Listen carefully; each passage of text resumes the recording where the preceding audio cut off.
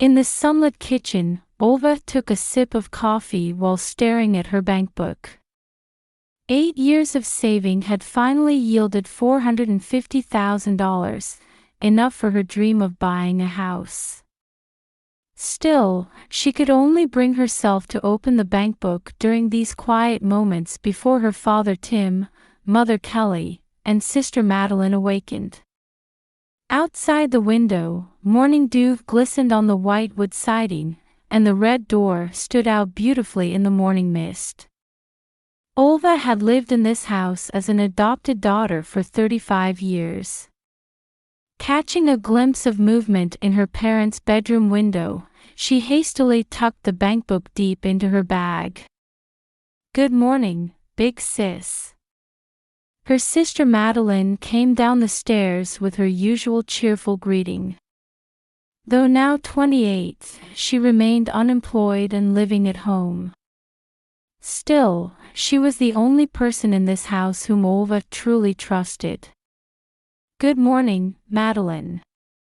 As Madeline accepted a coffee cup, she studied her sister's expression intently. She seemed to have something to say but ultimately remained silent. For Olva, her days researching at the pharmaceutical company offered a brief escape. The hours spent in her white coat, analyzing clinical data, were precious moments when she didn't have to think about being adopted. When Olva first came to the Clark family at age 3, everything seemed full of hope. Removed from her birth mother who struggled with postpartum depression, she became part of this family through her Aunt Sadie's introduction. Tim, then a high school teacher, and Kelly, a loving housewife, warmly welcomed the young Olva.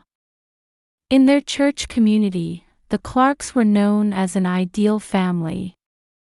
At Sunday potluck dinners, Kelly's homemade casseroles were always the talk of the gathering, and Tim's gentle demeanor earned the trust of many parents. However, that peace didn't last long. When Olva turned 11, the family dynamic shifted dramatically.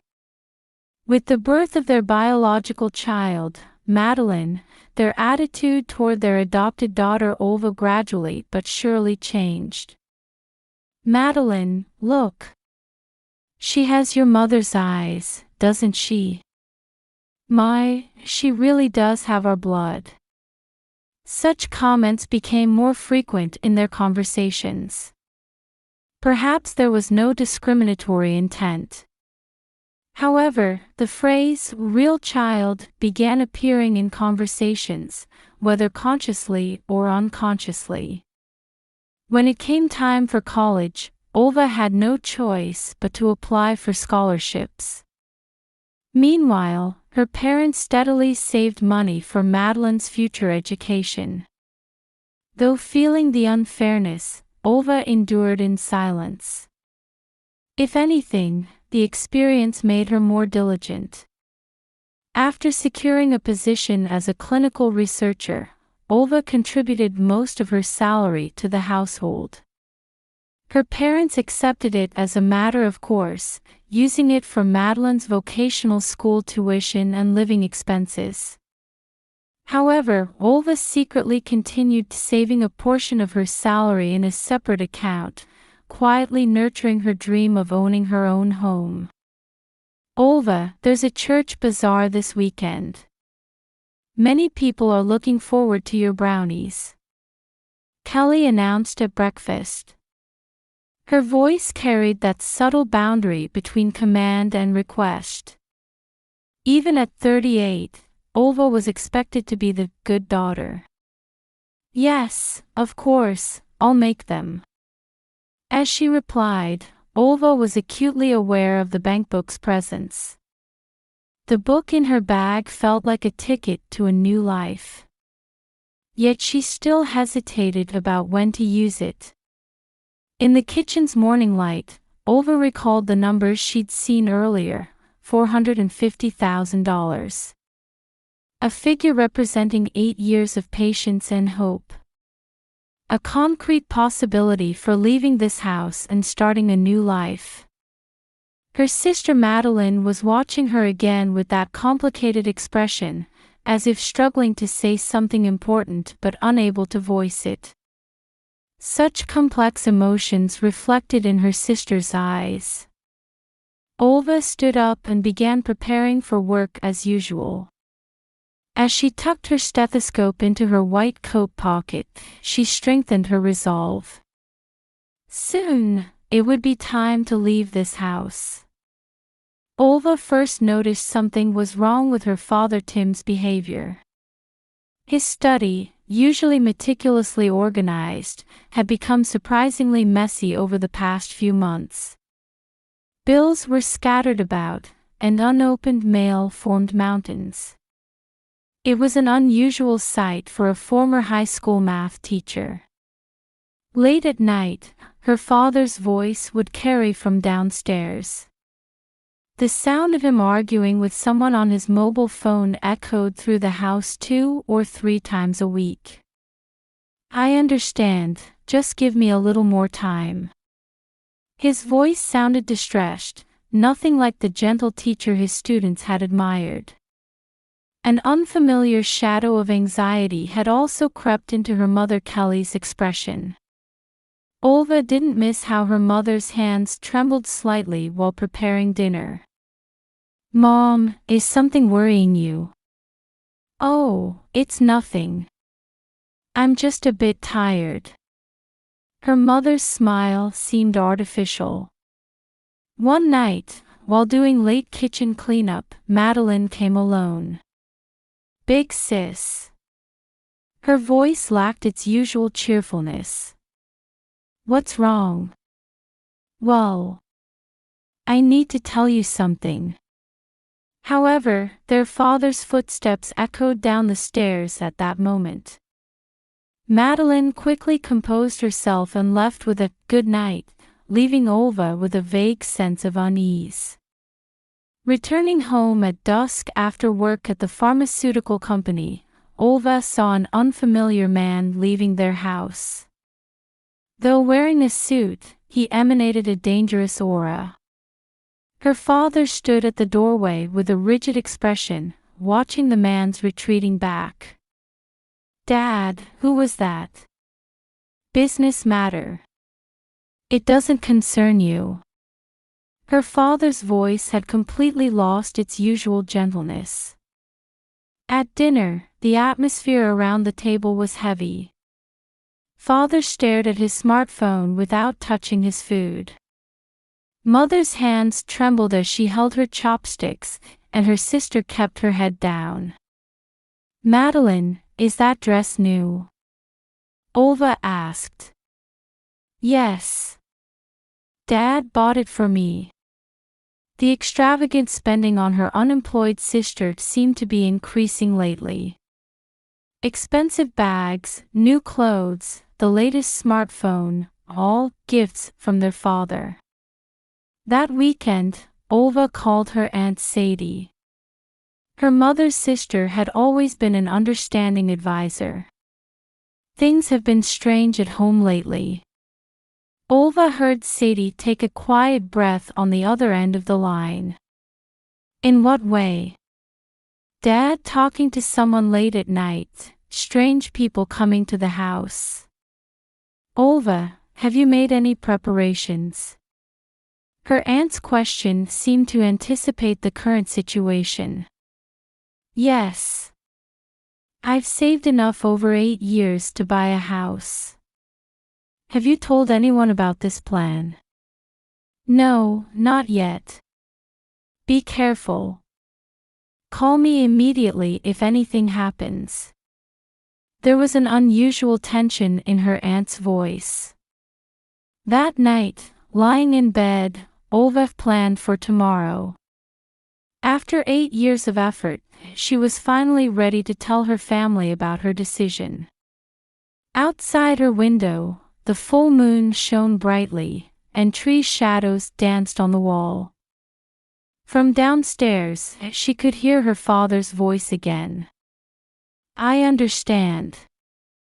I'll definitely have it ready." His voice sounded desperate, as if being cornered by someone. On Sunday evening, the Clark family dinner table was filled with the familiar aroma of pot roast.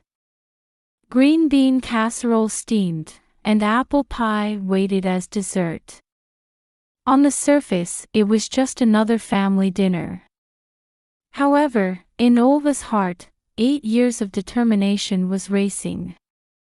"I have something I'd like to tell everyone today." The sound of knives and forks stopped. "I've decided to buy a house." In that moment, the air froze. Tim slowly put down his fork. There was something ominous in the gesture. His usually gentle brown eyes suddenly took on a sharp glint. "How much?" His voice was ice cold. $450,000. Over 8 years. "How dare you make such a big decision without consulting us?" At the sudden shout, Kelly dropped her glass. Orange juice stained the white tablecloth. "It's my savings. I have the right to decide my own life." Silence. Tim stood up and slammed the table. Dishes jumped. "That money should be used for your sister's wedding." "Wedding? I haven't heard anything about Madeline being engaged." "What do you know?" Then Madeline spoke in a small voice. "I don't have any plans to get married." "Madeline." Her father's shout made her sister shrink back. In that moment, Olva sensed something she hadn't noticed before. Her sister knew something. She was hiding something. "This money, I worked hard." Olva's words were cut short. It happened so suddenly. Tim's hand was gripping Olva's long hair. In his other hand, he held a silver lighter. "Dad, stop." Click. Then the smell of burning hair. "It hurts." Olva screamed from the heat and fear. Kelly covered her face with both hands. Madeline cried out, "Big sis," while clinging to her father's arm. This is what traitors get for betraying those who raised them. The flame crept up Olva's hair. The smell of burnt hair overtook the dinner's aroma. It was a split-second decision. Olva mustered all her strength to break free from her father's grip. Several strands of hair were torn out painfully. But that didn't matter. "Get out, traitor!" With her father's curses echoing behind her, she ran toward the entrance. No time even to grab her handbag, just desperate running. The autumn night wind felt cold against her burnt hair. "Big sis. Wait." Behind her, Madeline's footsteps and voice gave chase. "Madeline, stay back." Her father's angry shout. Olva kept running. Running through the dark streets, not knowing which direction. Tree shadows swayed ominously, streetlights casting distorted shadows of her form. "Big sis." At Madeline's voice, who had finally caught up, Olva stopped. Her sister, crying, held out a small handbag. "This is yours." Saying this, Madeline hugged her sister tightly. "I'm sorry. I couldn't tell you." "Tell me what?" "Dad, about the debt." Just then, the sound of a car engine in the distance. The distinctive sound of Tim's car. "Madeline, go home. I'll be fine." With trembling hands, Olva took out her phone and called her Aunt Sadie. "Aunt Sadie, help me." Her voice shaking. "Olva." What happened? Dad, my hair. Where are you? I'll come get you right away. But this is a crime, Olva. Domestic violence. I'm calling the police. Take photos for evidence. Her aunt's calm voice carried a professional tone. Under the streetlight, Olva took selfies of her burnt hair and the red marks on her neck. Evidence, her aunt said, would be needed. 15 minutes later, a familiar car quietly approached. At the wheel, her Aunt Sadie's dignified figure. As she got into the car, Olva looked back. In the darkness, she could see her family home's red door. That house that once welcomed a hopeful adopted girl, and now had expelled her. The white wood siding looked pale in the moonlight. Olva, you did the right thing. As her aunt's car pulled away, Olva's phone rang. A call from an unknown number. That night, she didn't yet know. This was just the beginning of a long night that would change her life. In her Aunt Sadie's apartment living room, Olva answered the police officer's questions. Photos of the neck bruises and burnt hair were recorded as evidence. Ms. Clark, this is clearly domestic violence. The police officer's voice carried a resolute tone. Father seemed to be having some problems. At Olva's words, her aunt leaned forward. Actually, I've been investigating. Sadie, with her paralegal experience, spread a document on the table. Tim, your father, lost all his retirement money in stock investments. And just then, Olva's phone rang. The unknown number, the same one that had been calling since last night. Put it on speaker. The police officer instructed. When Olva pressed the button, a low, gruff male voice came through. Are you Tim Clark's daughter? Tell your father. The deadline is tomorrow. If he can't get $100,000 ready. This is Detective Thompson from the Hartford Police Department. At the police officer's voice, the other end went quiet. Then the call ended.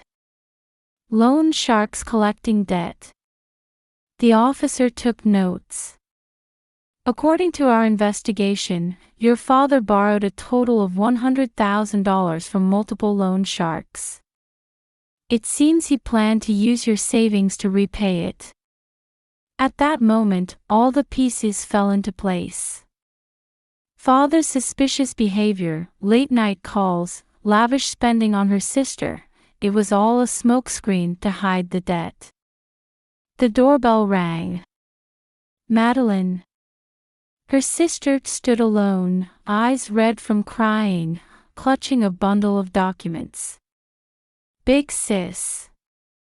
I'll tell you everything. Seated on the living room sofa, Madeline began spreading out the documents with trembling hands. Since last summer, Dad lost big in stocks and turned to loan sharks. It started with small amounts, but her voice broke. He used up all my wedding fund too. Yet he kept buying me expensive things, as if trying to ease his guilt. Tears flowed from Madeline's eyes. And when Dad found out about your savings? How? Last month, your bank statement accidentally went to Dad. Just then, Olva received a message from her mother Kelly. I can't take it anymore. I'll tell everything. Hours later, in the police station interrogation room, Kelly's testimony revealed all the truth. After losing his retirement money in stocks, Tim initially tried to recover with small loans. But the debt snowballed, and soon loan sharks began threatening the family. When my husband found out about Olva's savings, it was like he'd found a savior. Mother's voice trembled. But she's our adopted daughter, we have no right, I told him. Then my husband started becoming violent. Kelly nodded slowly at the officer's question. First with me, then with Madeline. Olva froze at her mother's words. The bruises on her sister's arms. Were they marks of their father's violence? Why didn't anyone tell me? We couldn't. Madeline sobbed. Dad said, don't involve your sister. Under the cold light of the interrogation room, the family's twisted love revealed its ugly form. Aunt Sadie spoke quietly. Olva, you were right. The money you saved these 8 years is for your future. No one has the right to take it from you.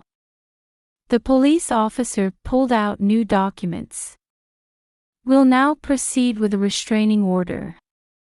Also, regarding the assault charges.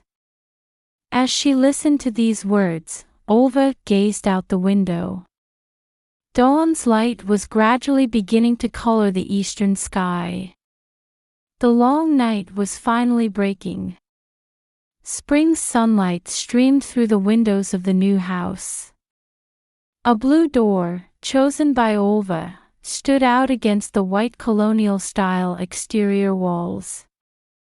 In the front yard, tulips planted with Madeline bloomed in various colors. 6 months after the verdict, Tim received a prison sentence for assault and financial crimes. The loan shark organization was dismantled by police investigation. Thanks to Aunt Sadie's legal support, Father's debts were settled through personal bankruptcy proceedings. Big sis, coffee's ready. Madeline's voice called from the kitchen. Her sister always made sure to spend time here on weekends, treasuring moments with her sister. Thanks. Is Mom coming today too? Yes, she said she'd stop by after church. Since her husband's imprisonment, Kelly has been living quietly at her parents' home. Though initially unable to show her face due to guilt, she now meets with her daughters several times a month. Actually, I have something to show you, big sis. Madeline pulled a letter from her handbag. It was from Olva's birth mother. Aunt Sadie found her. Olva's hands trembled as she opened the letter. To my beloved daughter. Your Aunt Sadie told me about you.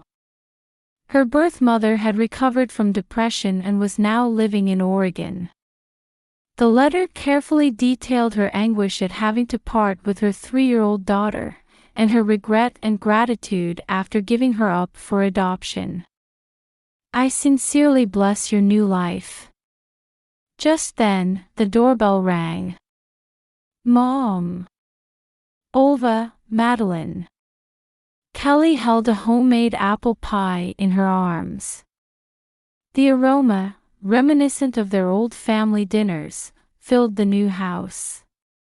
The three gathered around the dining table, sharing coffee in a peaceful moment. You know, Olva. Mother began in a quiet voice. Do you remember the day we adopted you? Olva nodded slightly. We were truly happy that day. But we couldn't protect that happiness. We hurt you. I'm so sorry. Mom. But you lived strongly. Much stronger and more honestly than we did. Tears glistened in her mother's eyes. From now on, we want to change too. As a real family. At these words, Olva spontaneously embraced her mother and sister. A bond that existed surely, even without blood ties. Outside the window, spring breeze swayed the tulips in the garden. Beyond the blue door, a new life was unfolding. That night, Olva began writing her response to her birth mother. Dear Mom, I am happy. And in my life ahead, I have many beloved people. On the living room wall hung a new photograph. It showed her birth mother, adoptive mother, sister, and aunt. The smiles of her new family that transcended blood ties watched over her gently. I'm home. Olva whispered softly to the empty room. The $450,000 saved over 8 years wasn't just money for buying a house, it was a ticket to a new life. And now, she had finally found her true home.